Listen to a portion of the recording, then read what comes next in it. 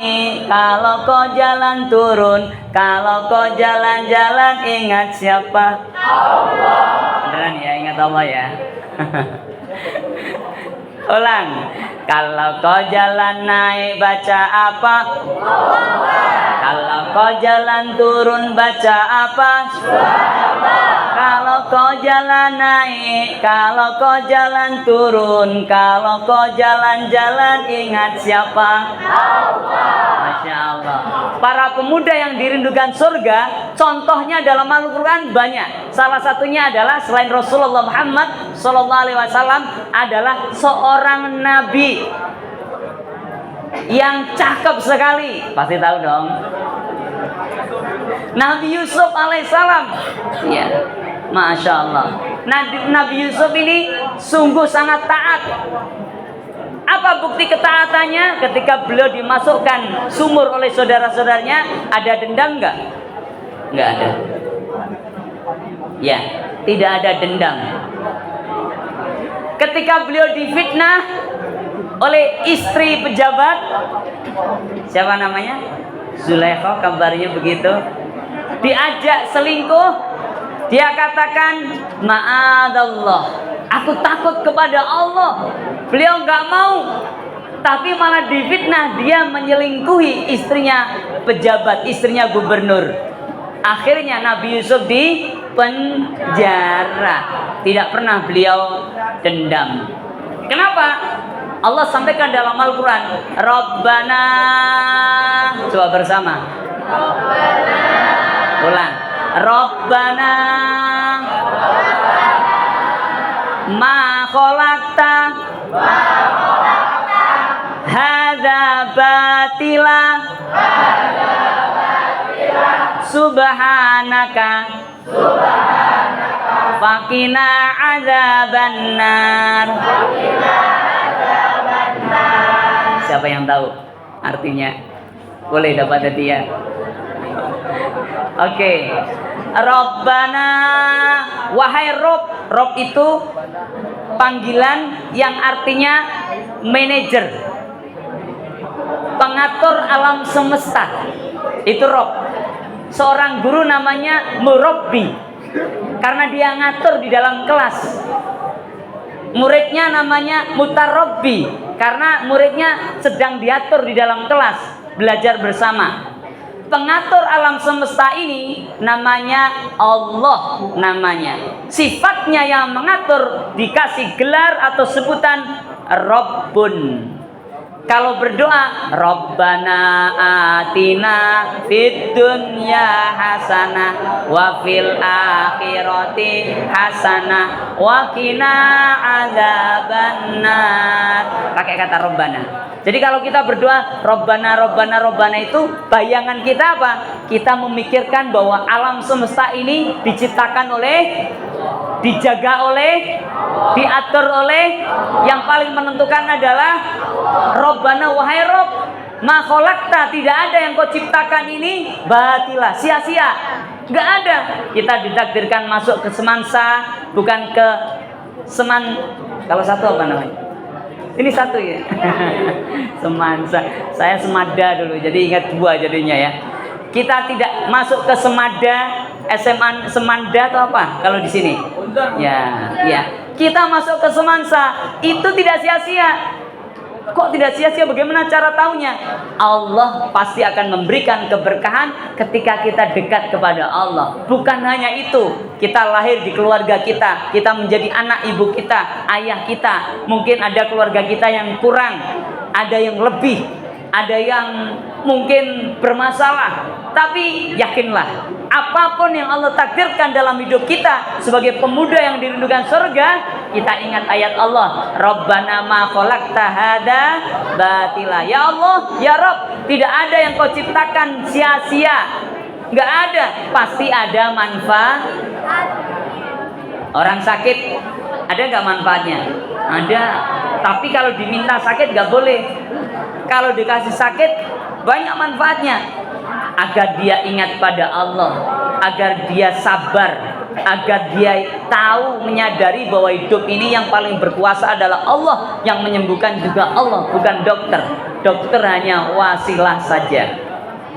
Masya Allah. Ya, oke, itu. Jadi pemuda yang dirindukan surga, dia tidak pernah mengeluh. Sini ada nggak yang suka mengeluh? Panas nih, panas banget nih. Ya. Atau pas hujan, ya hujan. Atau pas mungkin nilainya lagi jelek, oh jelek begini sih. Ya. Tapi pemuda yang dirindukan surga selalu melihat sisi positif dan kemudian bangkit. Oke. Halo. Are you ready? Oke. Pertanyaan masih ada ya? Hadiah masih ada berapa? 2. Masih 2? Oh masih 2. Oke, siap-siap. Ya, sekarang fokus ke pertanyaan. Ya. Oke. Saya akan tunjuk nomor untuk menjawab pertanyaan saya. Siap-siap dicek nomornya. Ya. Nggak tahu saya berapa ya nomornya. Kemarin ratusan nih ya. Ya. Oke. Pasukan tentara Badar itu jumlahnya 313 orang. Ada yang nomor 313? Mana 313? Angkat tangan. Hah? 313 mana? Oh ya, oke, 313. Berdiri dulu. Berdiri. Ya. Berdiri dulu. Ya, namanya siapa? Siap untuk menerima pertanyaan? Oke. Berdiri, boleh? Bisa? Berdiri aja. Oke. Assalamualaikum warahmatullahi wabarakatuh. Namanya? Nomor? Tadi saya katakan 313 itu unik, kenapa? Karena jumlahnya tentara dalam perang Badar. Oke, panggilannya siapa? Iza? Naila. Naila, coba tolong dinyanyikan yang bait pertama. Sesungguhnya engkau tahu. Ya, oke, sebisanya saja. Oke, 3, 2, 1. Yang lain mohon didengarkan.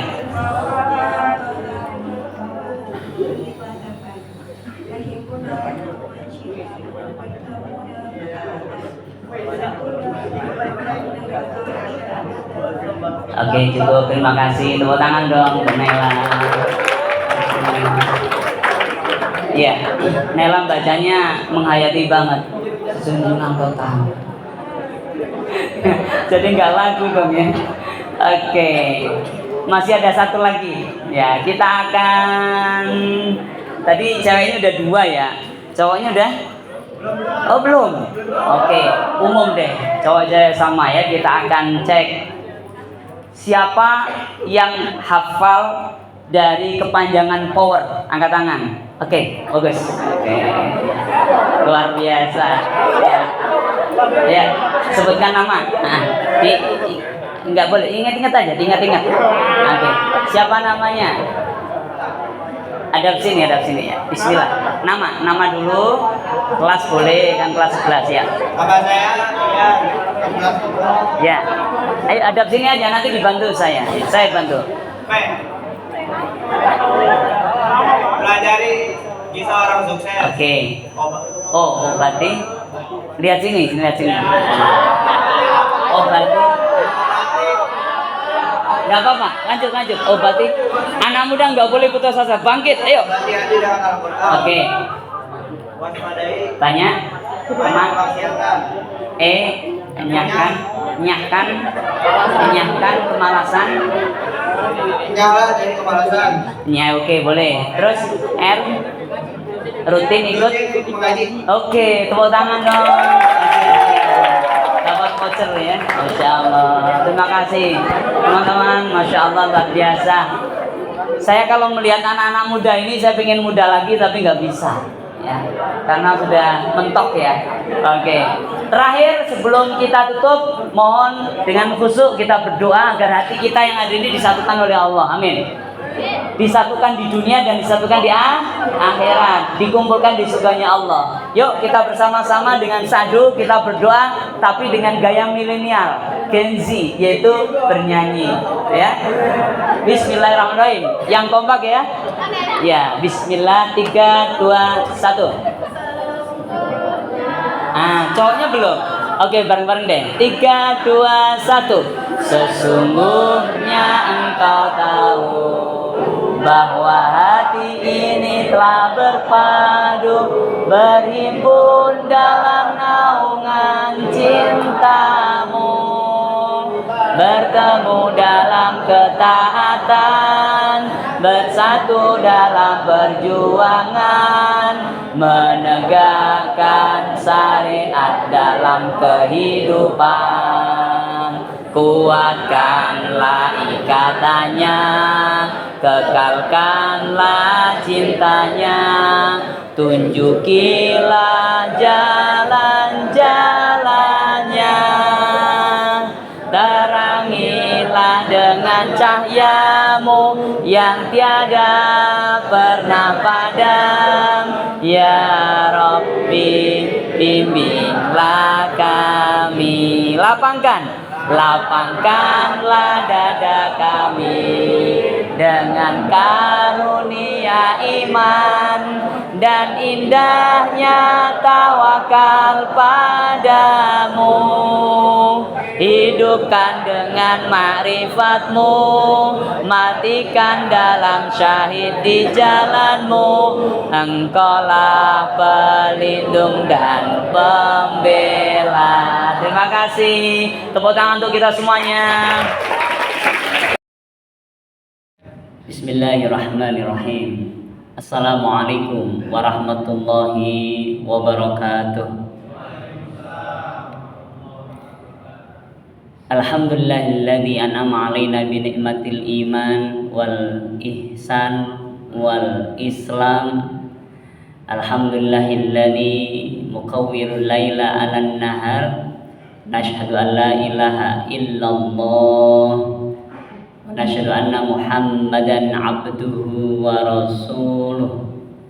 Allahumma shalli wa sallim wa barik ala sayyidina wa maulana Muhammadin wa ala alihi wa ashabihi ajma'in, amma ba'd.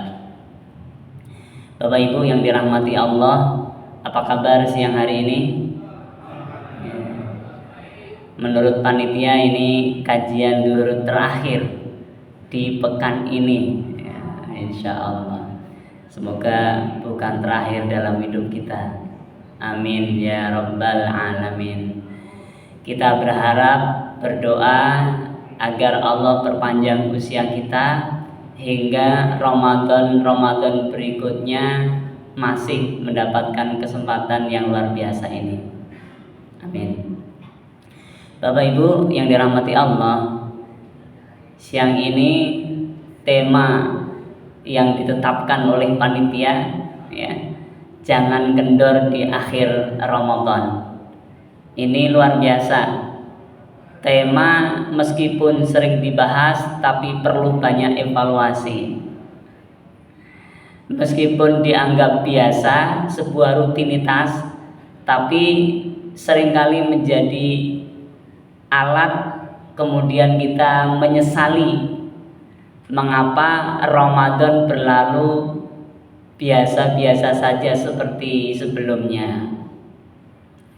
Itulah kenapa mungkin yang saya tangkap dari apa yang disampaikan panitia, bahwa ini judul betul-betul ingin bermanfaat, membekali kita yang masih Ramadan di sini maupun yang akan berlebaran di kampung, ya, insya Allah. Kenapa Bapak Ibu di Asrul Awakhir, di 10 hari terakhir ini kita perlu kencangkan ikat pinggang? Karena itu yang dicontohkan oleh Nabi Muhammad Sallallahu Alaihi Wasallam. Mengapa kita perlu tingkatkan ibadah kita? Itulah yang juga dilakukan oleh para sahabatnya Nabi. yang mengikuti tradisinya Nabi. Kenapa di Asrul Awakhir ini benar-benar kita harus geber, bahasanya gas terus, gaspol, karena belum tentu Ramadan tahun depan kita bisa menikmati. Harapannya sih nggak ada ya, semuanya kita yang hadir di sini bisa menikmati kembali, amin. Karena belum sebulan yang lalu salah satu sahabat saya, putra putrinya 5, baru selesai setoran juz 25, seorang ayah, Masya Allah usianya baru 36 tahun. Ramadan tahun lalu masih semangat ya, ternyata di luar prediksi siapapun, fa idza jaa ajaluhum la yastakhiruna sa'ah, nggak bisa ya ditunda ajalnya. Kemudian Allah panggil beliau, Allahumma ighfir lahu warhamhu wa'afihi wa'fu anhu. Masih 36 tahun. Jadi kita nggak boleh patokan umur, aku masih 35 nih gitu ya. Berarti kalau 36 setahun lagi ya. Atau aku masih 40, aku masih sekian. Tidak, itu rahasia Allah. Harapannya kelak ketika malaikat maut mendatangi kita, menjemput kita, kondisi kita husnul khatimah. Amin ya rabbal alamin.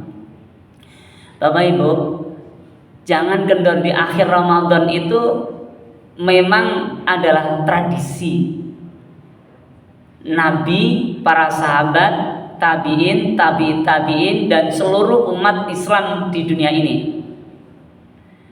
Karena di situ ada Lailatul Qadar, malam 1000 bulan.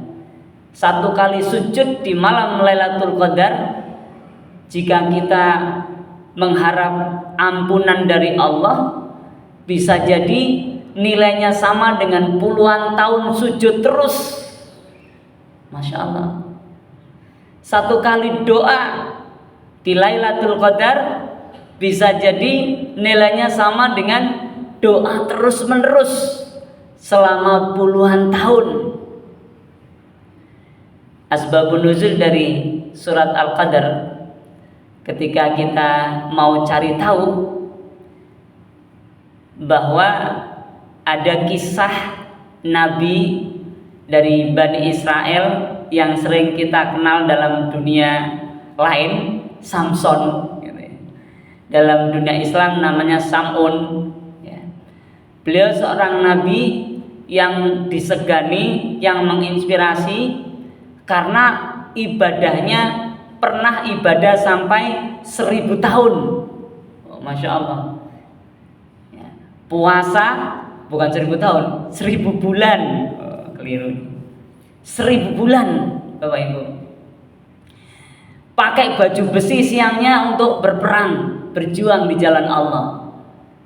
Sambil puasa, sambil beribadah selama 1000 bulan. Tentu sangat menginspirasi. Nah, umat Islam dengar kisah itu, beberapa sahabat bersedih. Enak banget ya, mereka usianya panjang-panjang hingga memungkinkan 1000 bulan. Sedangkan kita, sabda Nabi, 60 hingga 70 tahun rata-rata umat Islam Allah titipkan usia untuk mereka. Sedihlah mereka. Kemudian Allah hibur dengan surat Al-Qadar. Inna anzalnahu fi lailatul qadr wa ma adraka ma lailatul qadr.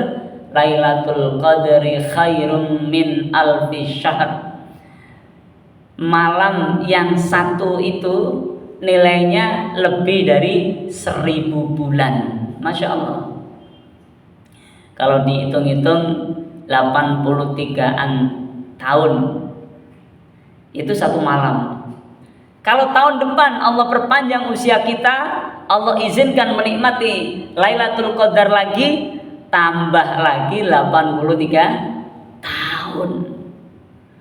Sehingga nyambung dengan apa yang disabdakan Nabi, umat-umat terdahulu itu meskipun usianya panjang-panjang tapi masuk surganya belakangan setelah umatnya Rasulullah Muhammad Sallallahu Alaihi Wasallam. Alhamdulillah, nikmat Allah yang luar biasa.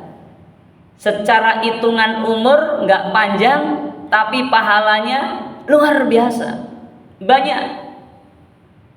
Itu sebuah fadilah karunia.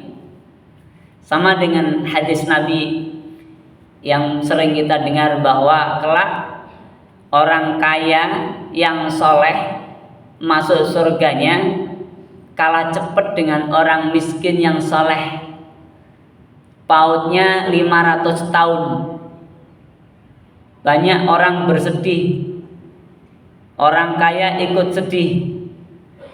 Ini bukan masalah hitung-hitungan, ngitung pahalanya susah, enggak, gampang banget. Malaikat disamakan dengan alat digital, ya enggak matching, sangat mudah. Lalu apa yang membuat seperti itu? Ternyata menurut alim ulama, karena orang-orang yang enggak punya aktivitasnya penuh dengan hal-hal yang nilainya wajib. Sedangkan orang-orang kaya, jangankan yang kemudian sunnah, kadang-kadang cenderung mubadzir, cenderung berlebih-lebihan. Contoh, orang miskin berhutang untuk makan, memenuhi kebutuhan keluarga, wajib. Sedangkan orang kaya makan yang harusnya wajib, tapi bisa menjadi israf, menjadi berlebih-lebihan, karena makannya di tempat-tempat yang mewah, yang mahal, yang cenderung akan bertentangan dengan ayat Allah, kulu wasrobu wala tusrifu, makan minumlah jangan berlebih-lebihan. Masya Allah. Sehingga alasannya bukan masalah ngitung hartanya yang banyak, dikalkulasi dapatnya dari mana, tapi ternyata amaliyah orang-orang soleh yang diuji dengan kekurangan ekonomi oleh Allah itu berada dalam kondisi yang wajib. Masya Allah. Begitu juga di Asrul Awakhir, di 10 hari terakhir di bulan Ramadan ini, kita harus manfaatkan. Karena meskipun ada malam Lailatul Qadar yang dirahasiakan oleh Allah, dikabarkan disuruh mencari di malam-malam ganjil atau setiap malam di 10 malam terakhir, Allah rahasiakan, tapi juga saat itu pun godaannya besar. Biasanya di 10 hari terakhir kita sudah sibuk persiapan pulang kampung yang mau pulang, persiapan belanja lebaran, persiapan ini dan itu, yang kemudian juga secara tidak langsung akan menyibukkan kita, sehingga mengurangi intensitas waktu kita untuk beribadah, memanfaatkan Asrul Awakhir Ramadan ini. Itulah hadirin Bapak Ibu yang dirahmati Allah, tantangannya. Apa solusinya yang ditawarkan oleh Rasulullah Muhammad SAW? Salah satu solusinya adalah iktikaf. Jadi Masya Allah, dengan berbagai macam perjuangan untuk mendekati Allah, meningkatkan kuantitas dan kualitas ibadah di 10 hari terakhir, dikasih cara, metode, yaitu iktikaf. Ya, Masya Allah. Sehingga riwayat yang menyebutkan bahwa Rasulullah mengencangkan ikat pinggang itu juga maknanya ketika Rasulullah memenuhi hari-hari beliau dengan iktikaf di masjid. Siangnya kerja mungkin bagi kita yang belum libur, tapi malamnya bisa dimanfaatkan untuk iktikaf. Lebih sering di masjid daripada di rumah. Itu cara yang paling efektif, ya. Masya Allah. Dan kita berhenti pun di masjid baca Quran ngantuk, zikir pules, sholat kurang khusyuk. Tapi karena keberadaan kita di masjid, Allah limpahkan pahala yang besar, insya Allah. Ini salah satu usaha kita untuk memenuhi akhir Ramadan dengan amalan-amalan yang dicontohkan oleh Rasulullah.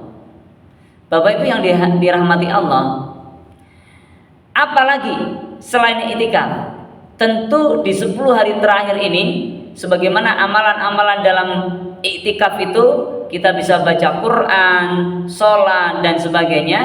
Tapi saya ingin memberikan semacam garis besar bahwa untuk meningkatkan ibadah kita di akhir Ramadan, kita perlu mengevaluasi di 2 hal, 2 aspek. Yang pertama, aspek ibadah yang kelihatan mata, yang bisa kita rasakan, bisa diakses oleh orang lain. Kalau kita iktikaf, teman kita bisa ajak, yuk bro iktikaf, kelihatan. Tapi ada yang juga tidak kelihatan, yang tahu hanya kita sama Allah, yaitu amalan-amalan ruhani, amalan ruhiyah. Dua-duanya ini harus berkesinambungan, bersamaan. Dua-duanya ini harus dievaluasi di akhir Ramadan ini. Meskipun dari awal Ramadan kita sudah lakukan, tapi di akhir Ramadan ini harus ditingkatkan evaluasinya. Bapak Ibu yang dirahmati Allah, yang pertama bagian amaliyah yang jahar, yang kelihatan, tentu terkait dengan kuantitas. Di 10 hari terakhir yang biasa duha 2 rakaat sudah mulai harus kita tingkatkan, bisa 4 rakaat, 6 rakaat atau 8 rakaat. Ya. Bagaimana menilai kualitasnya? Tentu nilai kualitasnya adalah terkait dengan apa yang ada di ruhiyah kita. Meskipun sholat duha itu baginda Nabi ajarkan, kemudian ada efek terhadap rezeki, namun yang terbaik jika kita ingin naik kualitasnya adalah kita melakukan sholat duha karena kita cinta pada Nabi Allah, karena kita ingin lebih dekat kepada Allah. Jangan sampai semata-mata hanya karena ingin naik jabatan, ingin naik pangkat, ingin tambah rezeki berupa materinya, kemudian itu menjadi niatan pertama. Tentu ini tidak bagus dan tidak disarankan oleh para alim ulama. Kenapa Bapak Ibu yang dirahmati Allah? Kita nggak tahu rezeki kita itu diberikan seberapa oleh Allah. Dulu pernah ada sempat booming naikkan rezeki dengan memperbanyak sedekah. Memang nasnya as-shadaqatu tajlibur rizqa, narik rezeki, tadfaul bala, menolak bala. Tapi esensinya ketika kita beribadah apapun lillah, itu hanya efek. Sebagaimana Allah sampaikan, "Mangkana yuridu hartsal akhirah nazid lahu fi harfi, wa man kana yuridu hartsad dunya nu'tihi minha wa ma lahu fil akhirati min nasib." Siapa yang ketika dia beramal itu ingin balasan akhirat, nazid lahu fi harfi, ditambah pahalanya, ditambah. Karena dalam teks ayat Al-Qur'annya itu tidak ada ditambahnya di mana, maka sangat memungkinkan yang dimaksud adalah fid dunya wal akhirah. Dunianya ditambah, keberkahannya ditambah. Bisa jadi bentuk kuantitas berupa materi ditambah, bisa jadi kalau niatnya karena akhirat. Ya, jadi niat karena Allah itu sama halnya niat ingin mendapatkan balasan dari Allah di akhirat. Persoalan dunia diserahkan kepada Allah. Namun kalau niatnya hanya untuk dunia, wa man kana yuridu harfad dunya nu'tihi minha. Allah sampaikan, kalau yang niatnya karena ingin dapat dunia, nu'tihi minha, dikasih tapi sebagiannya saja, minha. Wa ma lahu fil akhirati min nasib, dan di akhirat dia tidak mendapatkan bagian. Masya Allah, naudzubillah. Sedekah, Pak, sedekahnya banyak banget, 10 juta. Nggak apa-apa Pak Ustadz, untung-untungan. Kata Ustadz tadi, kalau 10 juta dikembalikan 100 juta sama Allah. Jadi niatnya masih duniawiyah. Padahal Allah rekomendasikan dalam Al-Quran, niat kita itu harus ukhrawiyah. Inilah yang saya maksud sebagai aspek batiniyah, yang tahu hanya kita sama Allah. Ini harus kita evaluasi kembali. Sholat duha secara kuantitas kita harus tambah. Sholat duha secara kualitas kita harus evaluasi. Jangan-jangan kita sholat duha berpuluh tahun begini-begini saja hidup, nggak ada tambahan rezeki berupa materi. Kemudian kita ujung-ujungnya putus asa mengatakan sholat duha tidak penting, nggak perlu, karena katanya nambah rezeki, tapi ternyata mana.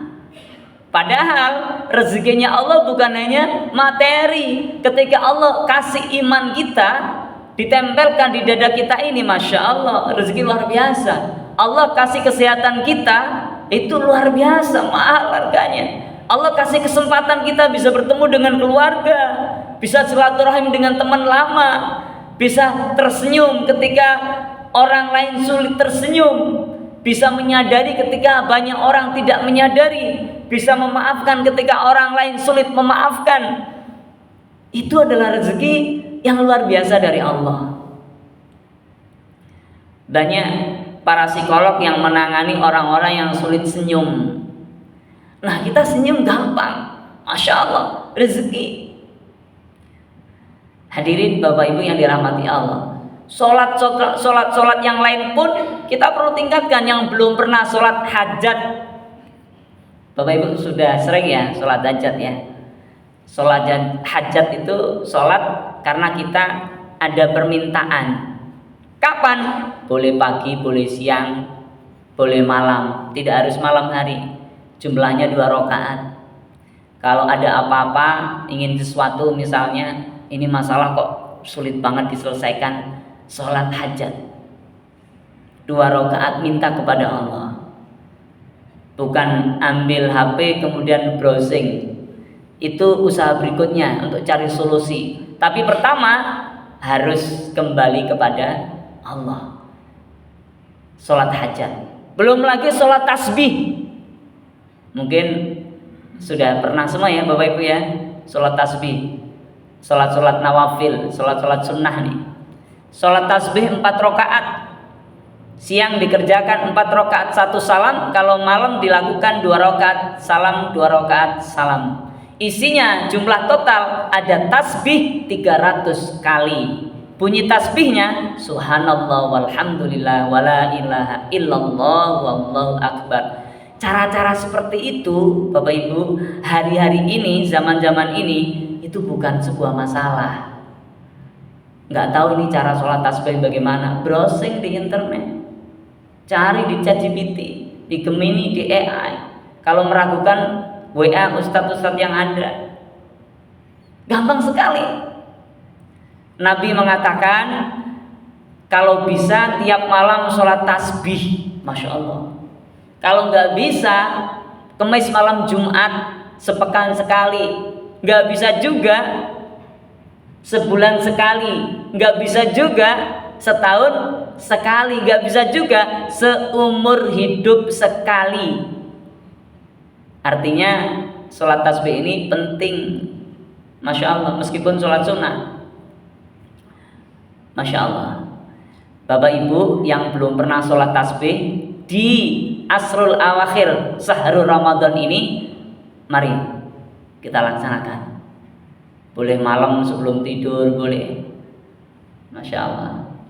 Sholat taubat, yang belum pernah sholat taubat, boleh 2 rakaat sholat taubat, minta ampun terhadap semua dosa yang kita lakukan selama ini.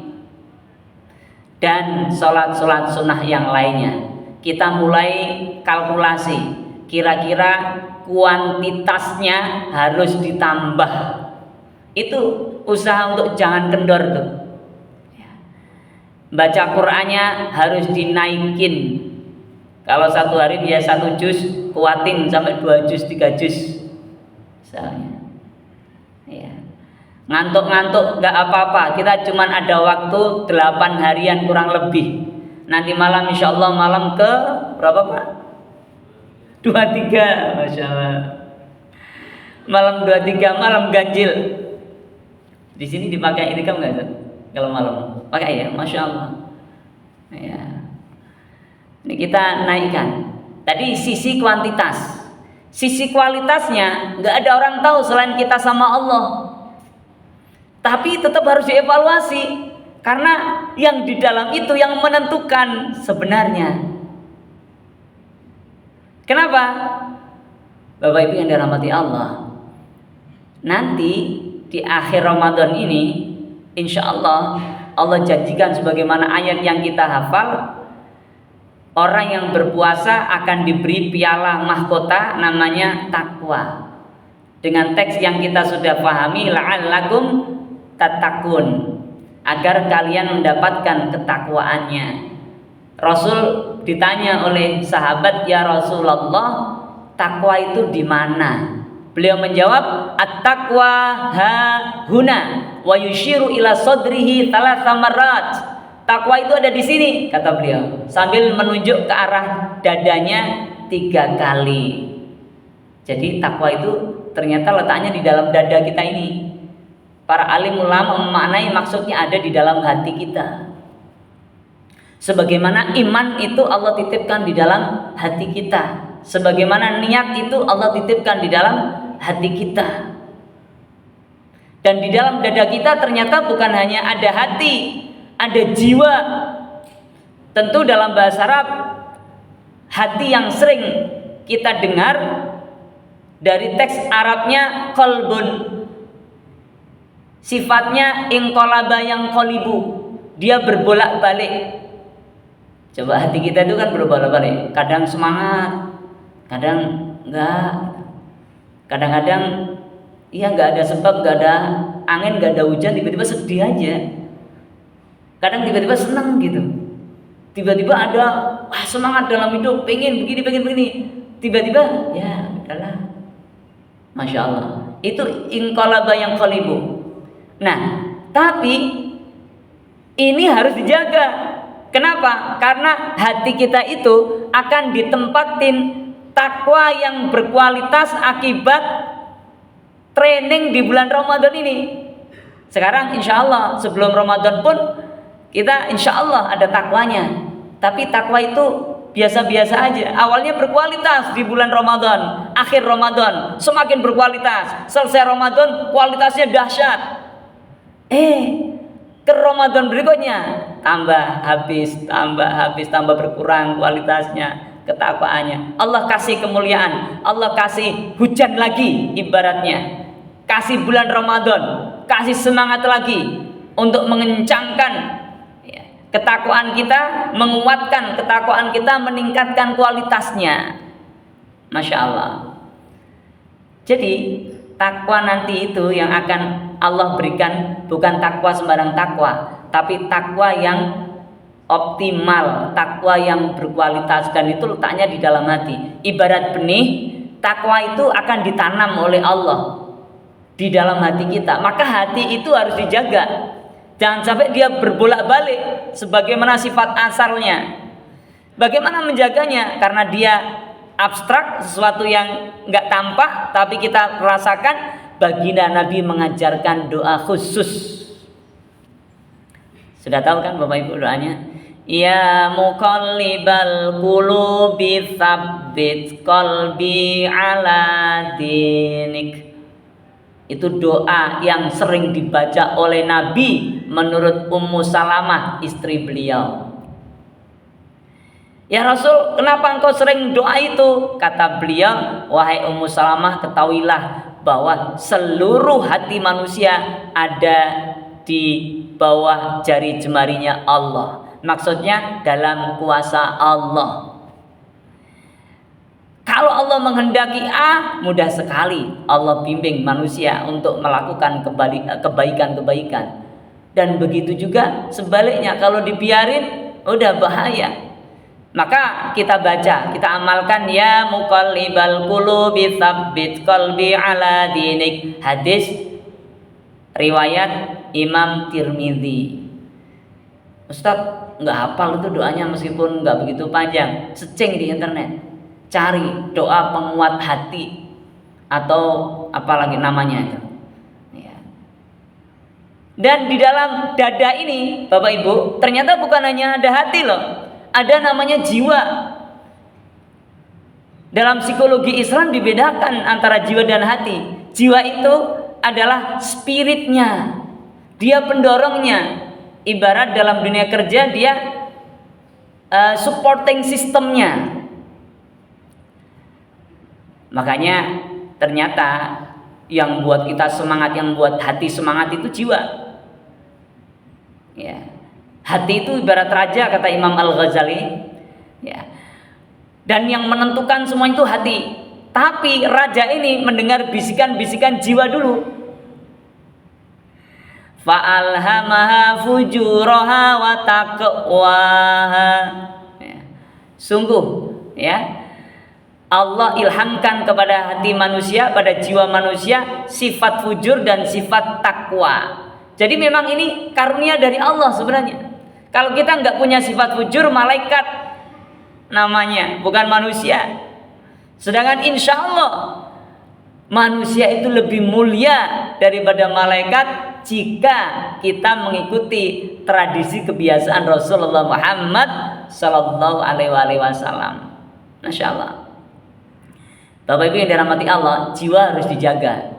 Bagaimana cara menjaganya? Rasulullah mengajarkan dalam hadis beliau diriwayatkan oleh Imam Muslim, Allahumma ati nafsi taqwaha wa zakkiha. Ya Allah, berikanlah kepada jiwaku ini ketakwaannya dan sucikanlah ya Allah. Ya Allah, berikanlah kepada hatiku ini ketakwaannya. Allahumma ati nafsi, pada jiwaku ini takwa, ketakwaannya, wa zakiyah, dan sucikanlah ya Allah. Harus diminta, tidak boleh dibiarin. Hati kita harus dijaga dengan doa, jiwa kita harus dijaga dengan doa. Dan dua-duanya diajarkan oleh Rasulullah. Yang selama ini Bapak Ibu, yang kita hanya menyepelekan masalah niat, masalah daleman ini, maka kita harus jadikan asrul awakhir ini, jangan kendornya ini, dengan mulai menghafalkan doa itu, dua doa itu, dan mengamalkannya sehabis sholat, sebelum tidur, atau kapan saja. Kalau lupa, bagaimana tadi? Searching di internet. Jadi Masya Allah, di zaman kita dulu belum ada internet, sulit untuk belajar, harus ke perpustakaan, kadang nggak ada bukunya. Sekarang semua serba digital, bisa diakses. Masya Allah. Kalau panjangnya, Allahumma ati nafsi taqwa wa zakkiha anta khairu man zakkaha anta waliyuha wa maulaha. Itu kalau panjangnya. Tapi dengan teks tersebut cukup dengan Allahumma ati nafsi taqwaha wa zakkiha. Masya Allah. Ini adalah usaha kita Bapak Ibu untuk menjaga dalemannya. Padahal daleman ini harus diutamakan sebenarnya sebelum luaran. Kalau dalam bahasa Indonesia sering dibilang jasmani dan rohani. Dalam tradisi Islam sebenarnya rohani dulu baru jasmani. Dari mana implementasi rohaninya? Innamal a'malu binniyat. Dengan niat itu. Ya. Dalam ilmu fikih, niat adalah keinginan yang bersamaan dengan amal. Itu niat. Dan kata Ibnu Qayyim al-Jauziyah, apa yang dilakukan oleh manusia, apa yang dikatakan lewat mulutnya, itu adalah bisikan daripada hati, kerja-kerja hati dan jiwa yang bersama kemudian menghasilkan amalan-amalan lahiriah berupa qauliyah perkataan maupun fi'liyah perbuatan. Masya Allah. Bapak Ibu, dua doa itu menjadi pengiring kita agar di 10 hari terakhir Ramadan ini, tinggal 8 hari ya. Sekarang jadi kalau nanti malam 23 tinggal 7 hari lagi. Agar kita semakin kencang nih, semakin kuat, semakin bersemangat. Belum tentu tahun depan ada Ramadan yang kita saksikan kembali. Harapannya masih Allah perpanjang. Belum tentu tahun depan kita bisa senikmat sekarang. Jangan-jangan perang dunia, meskipun kita tidak harapkan. Belum tentu tahun depan kita punya kesempatan yang sekarang Allah kasih. Itulah alasan-alasan yang harus kita perkuat, Bapak Ibu, agar kita semakin dapat memanfaatkan 10 hari terakhir bulan Ramadan ini. Dan sebelum nanti mungkin ada dialog tanya jawab jika memungkinkan, Bapak Ibu, saya mengajak Bapak Ibu semuanya untuk meningkatkan kualitas rohaniyah ini dengan mengamalkan dua doa tersebut. Satu. Yang kedua, dengan mengamalkan connecting with Allah, nyambungkan semuanya kepada Allah. Mengindra apapun sambungkan kepada Allah. Mendengar berita apapun jangan kemudian diproses tanpa dikaitkan kepada Allah. Memikirkan apapun jangan mengandalkan logika tanpa melibatkan Allah. Kalau kadang-kadang pikiran kita curiga, berburuk sangka, segera istighfar dan minta kepada Allah. Bagaimana cara mudahnya? Doakan dia. Teman kerja kita, atasan kita, bawahan kita, istri kita, anak kita, semua yang di luar pribadi kita, di luar diri kita ini, Allah ciptakan untuk mendapatkan doa dari kita. Apa dasarnya? Baginda Nabi mengatakan, "Ma min 'abdin muslimin yad'u li akhihi bi dhahril ghaib illa qalal malaku walaka bimithlin." Tidak ada seorang hamba muslim, mukmin yang mendoakan orang lain tanpa orang lain tersebut tahu bahwa dia didoakan, kecuali malaikat datang mengatakan walaka bimithlin, kamu juga dapat hal yang sama. Masya Allah. Jadi ini luar biasa Bapak Ibu. Saya merasakan luar biasa. Ini bisa menjadi connecting with Allah. Cara kita nyambung terus pada Allah. Ujungnya dalam tradisi hasanah Islam namanya ma'iyatullah. Kita akan selalu bersama dengan Allah. Sehingga takwa yang optimal, takwa yang berkualitas itu nanti yang akan diberikan oleh Allah di akhir Ramadan, di pamungkas bulan Ramadan nanti, insya Allah itu bukan takwa dalam pengertian menjalankan perintah menjauhi larangan saja, bukan. Tapi semakin kuat kesadaran kita bahwa kita sedang diawasi oleh Allah, atau ihsan namanya. Tapi semakin kuat kesadaran kita bahwa kita sedang bersama dengan Allah. Lewat apa? Lewat semua makhluknya Allah. Teman kita, sahabat kita bisa menjadi wasilah untuk connecting with Allah. Di jalan-jalan yang kita saksikan, baik mungkin hal-hal yang tidak mengenakkan maupun mengenakkan, semuanya harus disambungkan menjadi media untuk ngobrol sama Allah. Rabbana ma khalaqta hadza batila subhanaka faqina adzabannar. Ya Rabb, tidak ada yang kau takdirkan sia-sia. Selamatkan kami ya Allah. faqina adzabannar. Jazakumullah. Jazakumullah, semoga bermanfaat, semoga bisa kita amalkan. Assalamualaikum warahmatullahi wabarakatuh.